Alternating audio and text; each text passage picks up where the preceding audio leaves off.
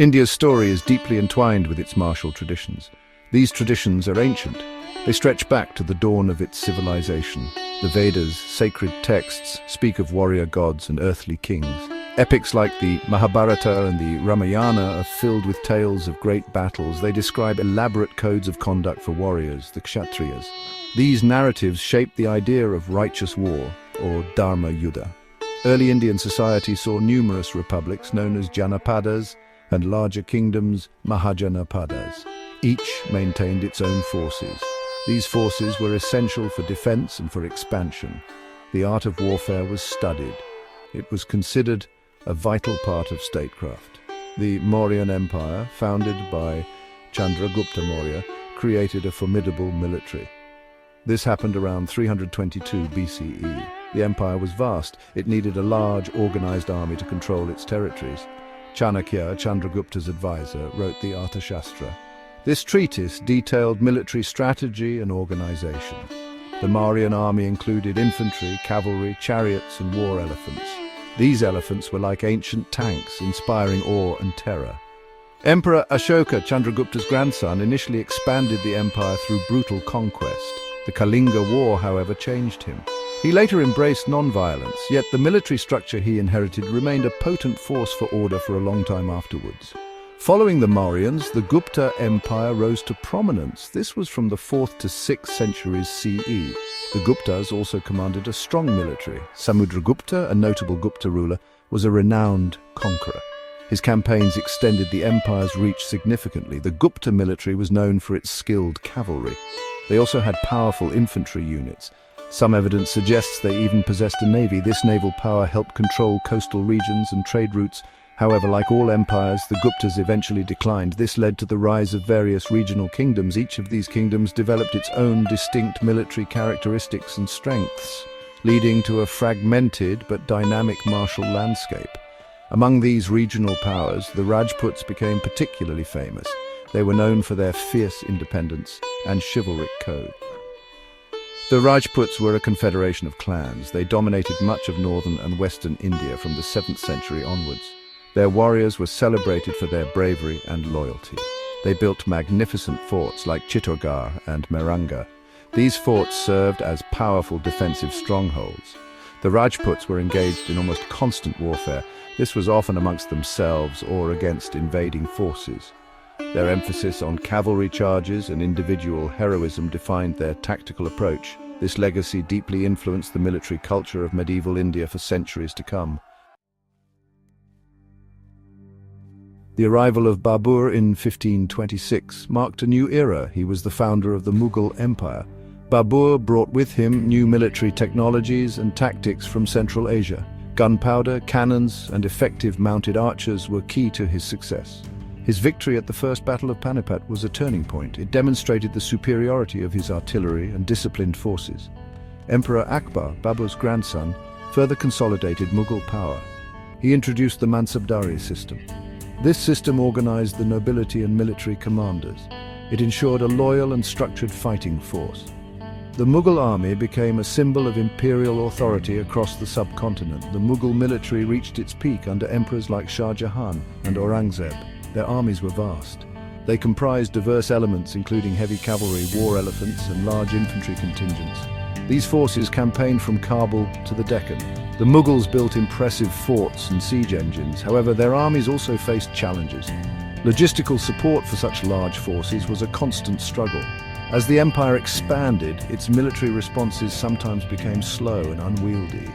Internal rebellions and the rise of new powers began to test Mughal dominance. These new powers often employed different, more agile forms of warfare. One of the most significant challenges to Mughal authority came from the Marathas.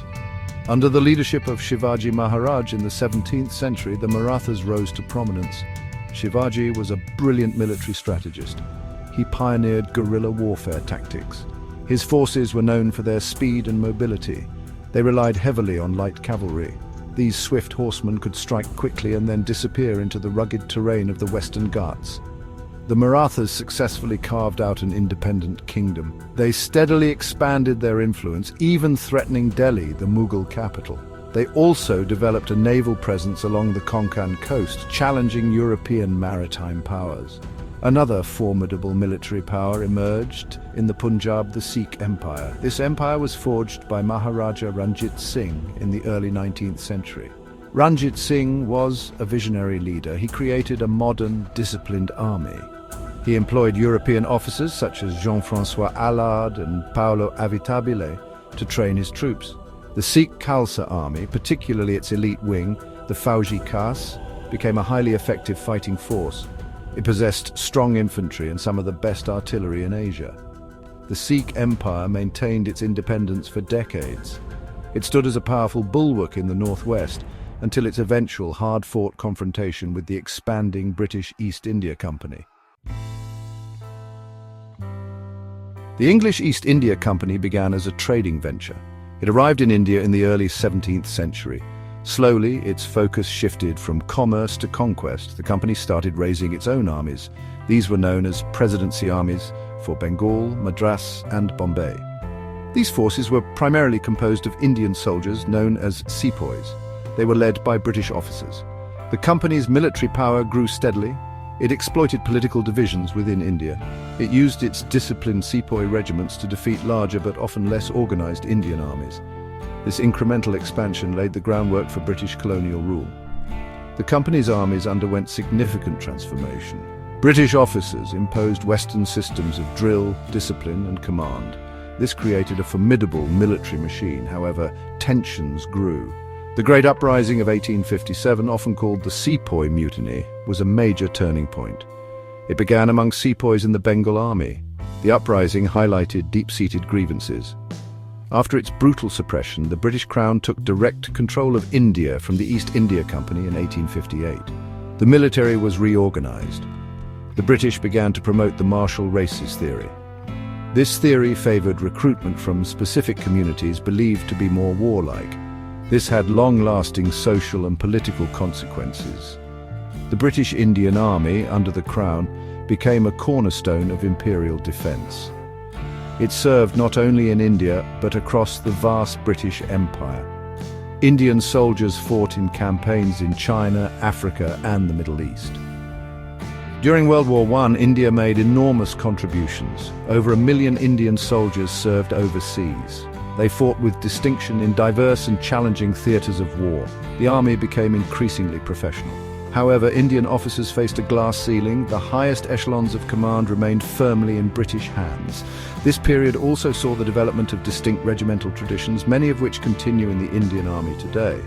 World War II saw an even greater mobilization of Indian manpower. The British Indian Army expanded to over 2.5 million men. This was the largest volunteer army in history. Indian soldiers fought in North Africa, Italy, Burma, and Malaya.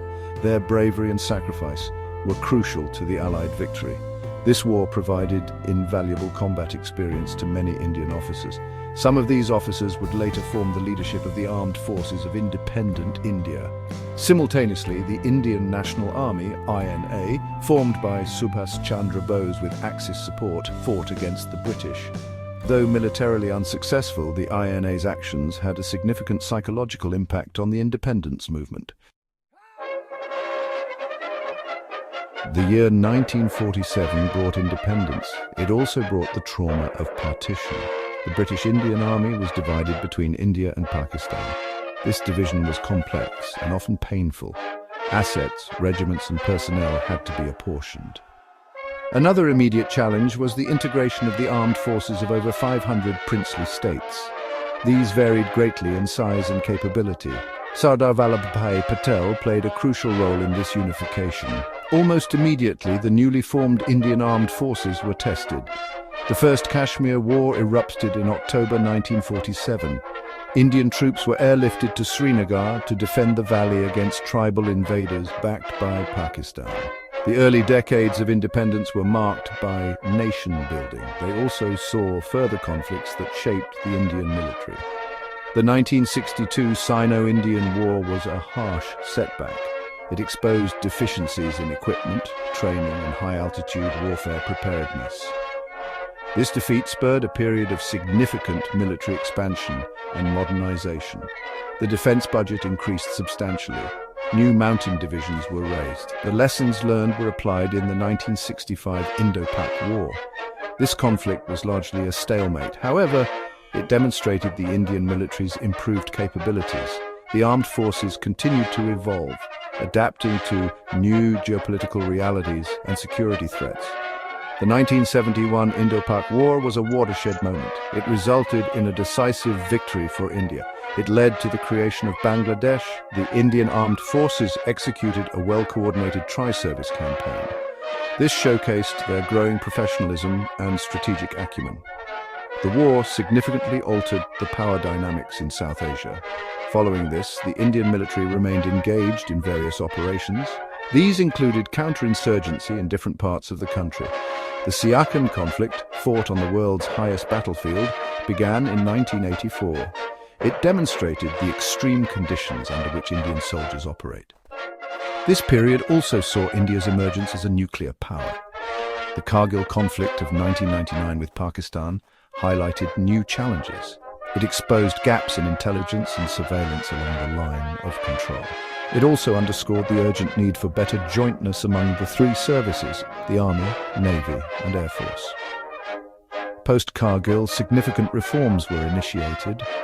There has been a greater emphasis on joint operations, integrated theatre commands, and modern strategic doctrines. India's civil-military relations remain robust. The armed forces operate under civilian democratic oversight, a cornerstone of India's political system. This ensures accountability and aligns military objectives with national policy, a vital balance for a modern democratic state.